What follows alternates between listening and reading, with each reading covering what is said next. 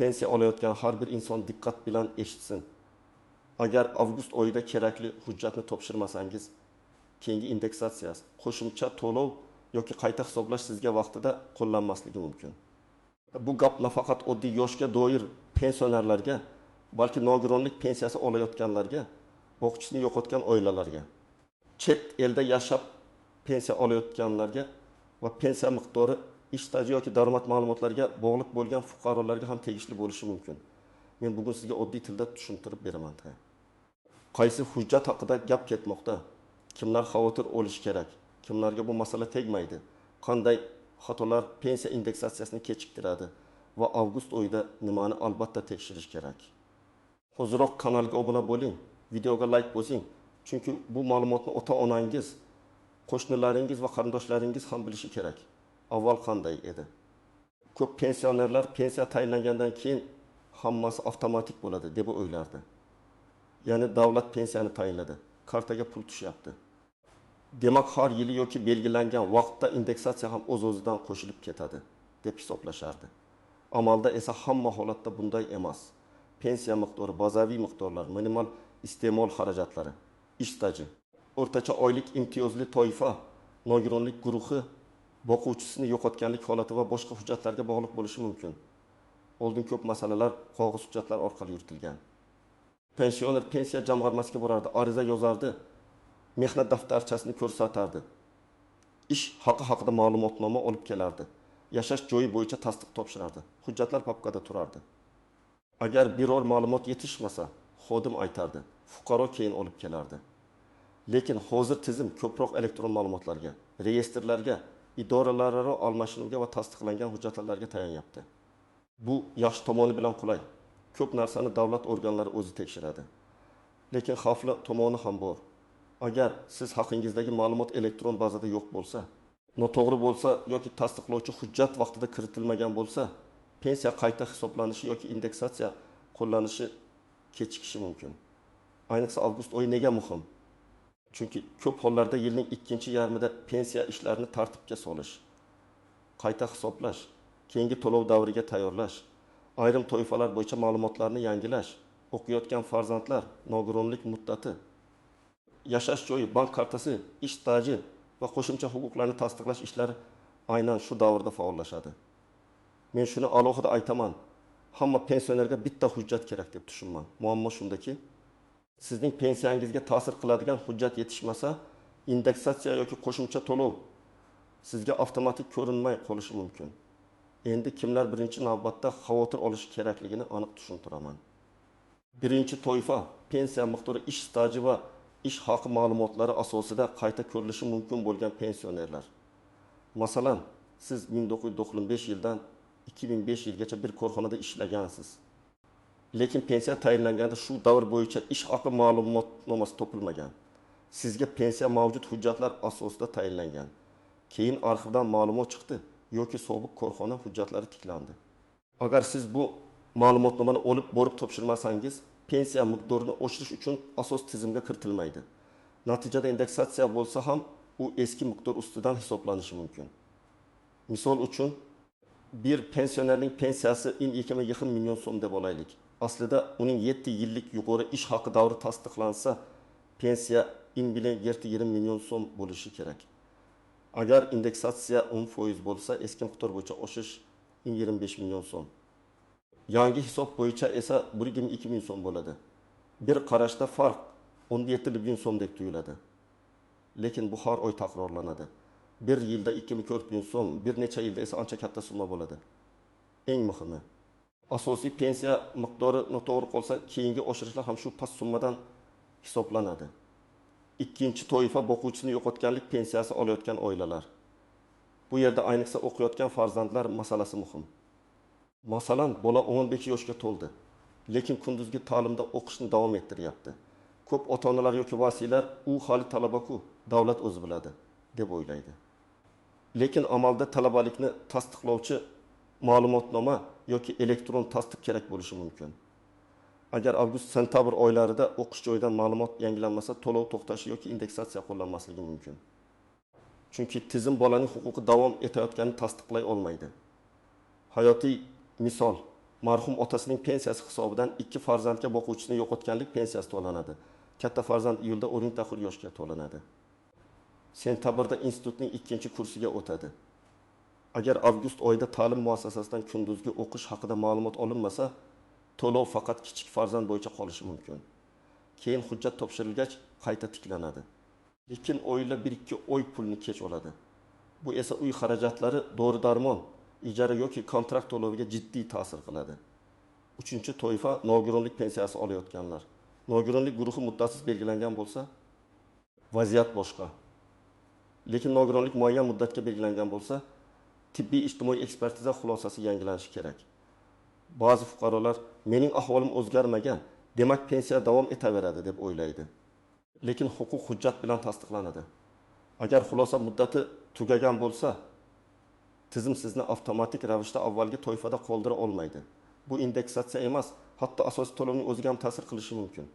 Masalan, ikkinchi guruh nogironligi bo'lgan fuqaro har oy 1,6 million so'm oladi. Uning ekspertiza muddati 20 avgustda tugaydi. U sentabrda borarman deb yuradi. Shu orada tizimda huquq tasdiqlanmagan bo'ladi. Natijada to'lov kechikadi yoki vaqtincha to'xtaydi. Keyin hujjat topshirilgach tiklanishi mumkin. Lekin odam aynan kerak paytda pulsiz qoladi. Shuning uchun men har doim aytaman. Nogironlik hujjatining amal qilish muddatini kartadagi pul tushishini kutmasdan oldindan tekshiring. 4-toifa chet elda yashab pensiya olayotgan pensionerlar. Bu juda nozik masala. Ko'p davlatlarda pensiya oluvchi shaxs tirikligini, yashash joyini yoki bank rekvizitlarini tasdiqlash kerak bo'ladi. Ba'zan buni hayotlik guvohnomasi deb atashadi. Ba'zan konsullik tasdig'i. Notarial tasdiq yoki vakolatli organ ma'lumotnomasi talab qilinadi. Agar odam chet elda bo'lib, bu hujjatni vaqtida yubormasa, to'lov to'xtatilishi yoki indeksatsiya qo'llanmay turishi mumkin. Chunki davlat organi mablag' noto'g'ri shaxsga ketmayotganini tekshirishi shart. 5-toifa bank kartasi, pasport, ID karta, yashash manzili yoki familiyasi o'zgargan pensionerlar. Bu oddiy ko'rinadi. Lekin juda ko'p muammo shundan chiqadi. Masalan, ayol kishi nikohdan keyin familiyasini o'zgartirgan, lekin pensiya ma'lumotlarida eski familiya turibdi. Yoki ID karta yangilangan, lekin bankdagi ma'lumot bilan pensiya bazasidagi ma'lumot mos kelmayapti. Yoki pensioner boshqa tumanga ko'chgan, lekin pensiya ishi eski manzilda qolgan. Bunday holatda indeksatsiya hisoblanishi mumkin, lekin pul tushishi qayta hisoblash arizasi yoki xabarnomalar bo'yicha uzilish yuzaga keladi. Endi kimlar xavotir olmasligi mumkin?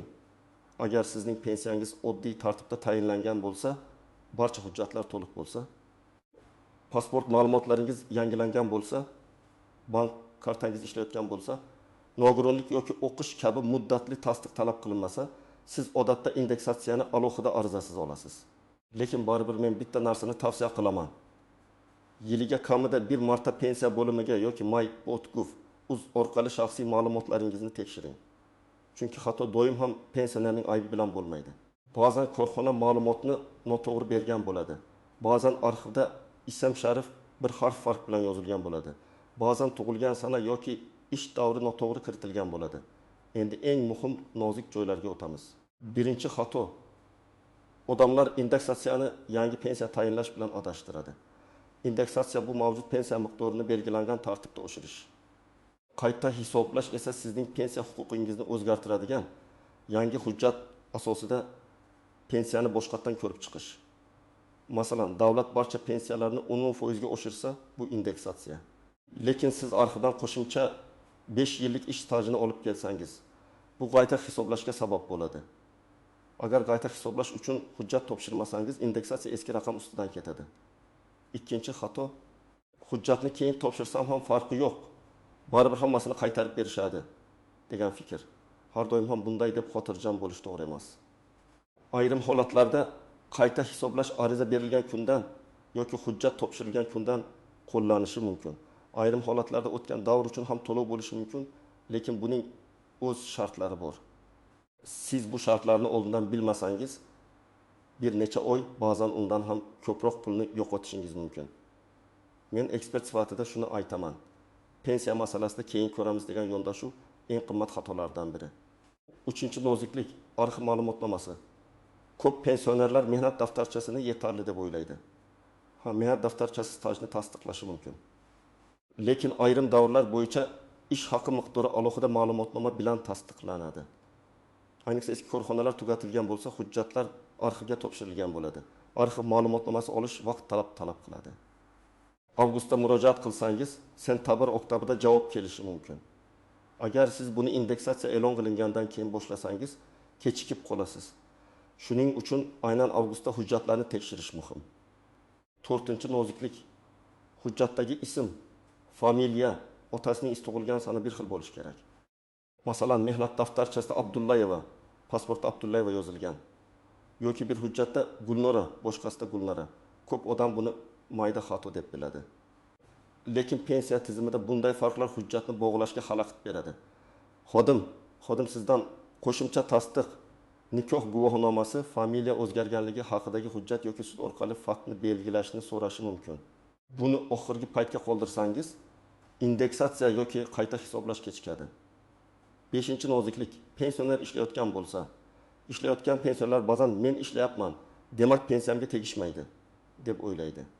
Aslida ishlash holati pensiya turiga va amaldagi tartibga qarab turlicha ta'sir qiladi.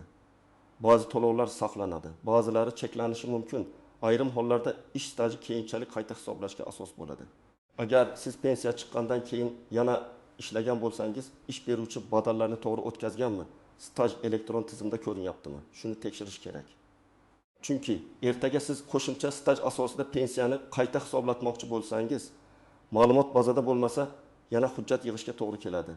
6-noziklik. Ishonchnoma orqali pensiya olish. Ayrim keksalar sog'lig'i sabab o'zi bora olmaydi. Farzandi yoki qarindoshi orqali ish yuritadi.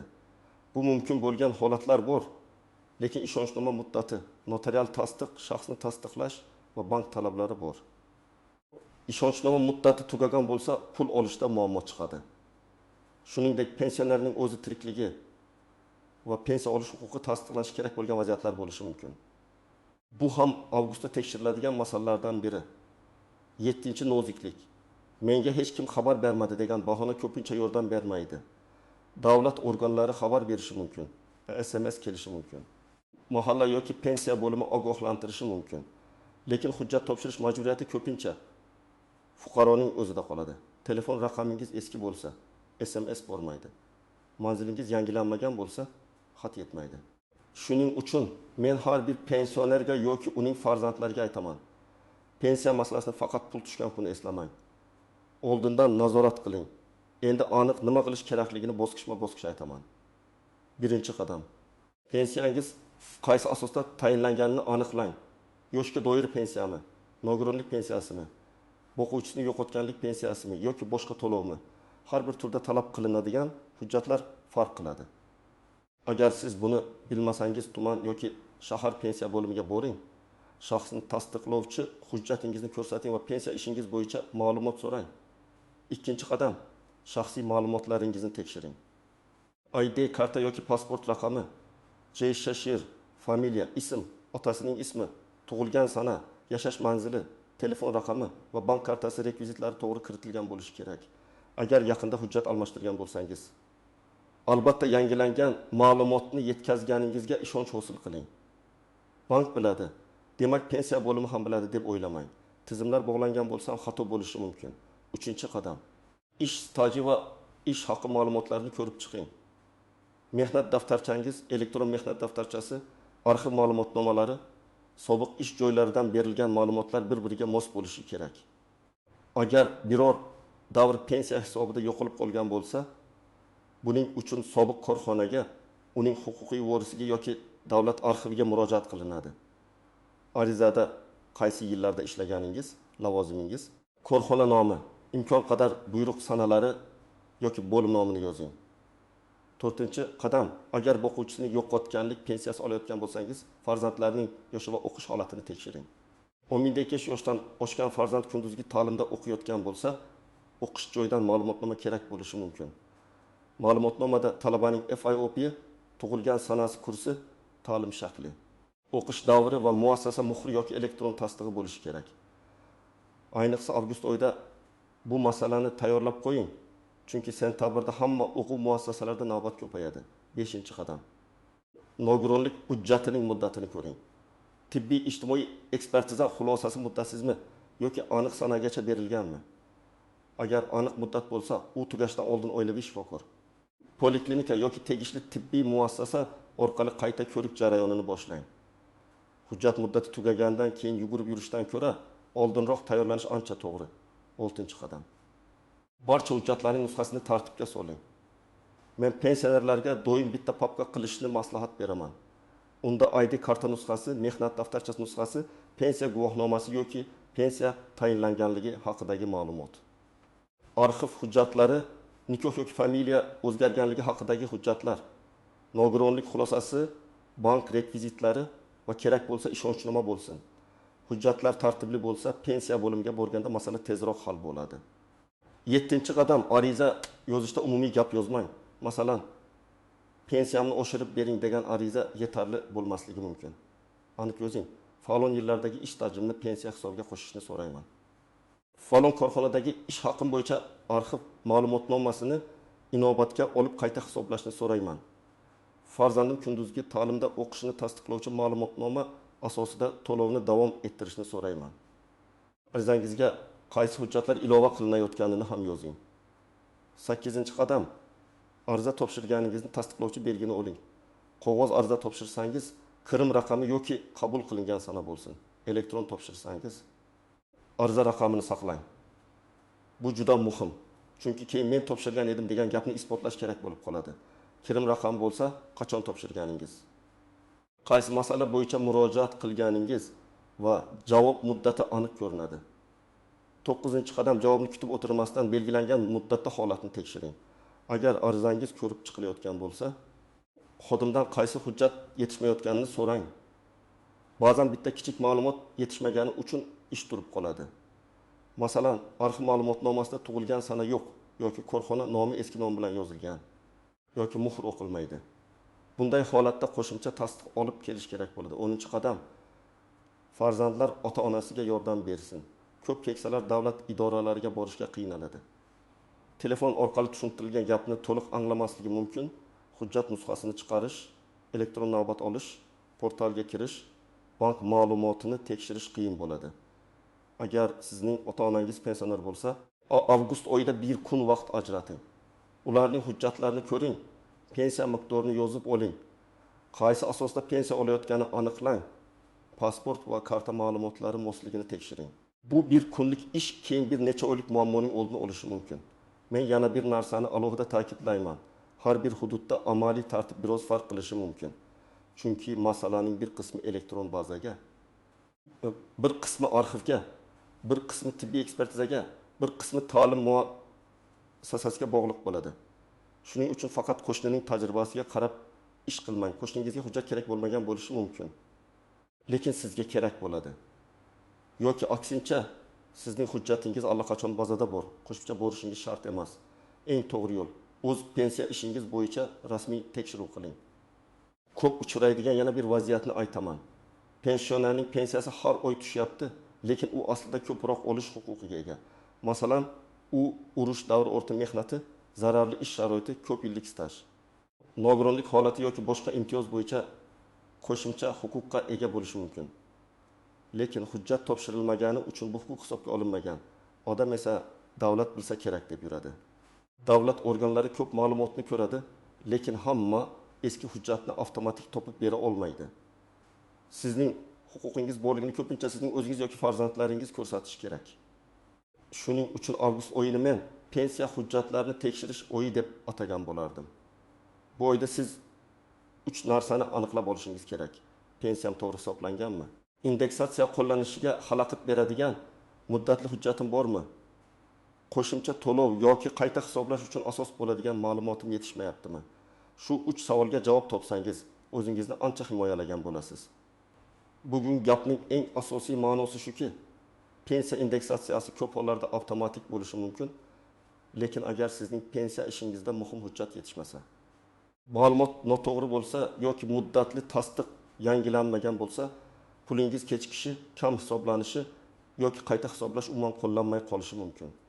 Ayniqsa avgust oyida ish staji, arxiv ma'lumotnomasi, talabalik ma'lumotnomasi, nogironlik xulosasi, shaxsiy ma'lumotlar va bank rekvizitlarini tekshirish kerak. Men sizga tavsiya qilaman. Bugunoq hujjatlaringizni ko'rib chiqing. Kerak bo'lsa pensiya bo'limiga murojaat qiling. Ariza topshirsangiz kirim raqamini oling va hammasini yozma tasdiq bilan yuriting. Bu ishni ota-onangiz uchun ham qiling. Izohlarda yozing. Sizda pensiya indeksatsiyasi, qayta hisoblash yoki hujjat topshirish bo'yicha muammo bo'lganmi? Videoga like bosing, kanalga obuna bo'ling va bu ma'lumotni pensiya olayotgan yaqinlaringizga albatta yuboring.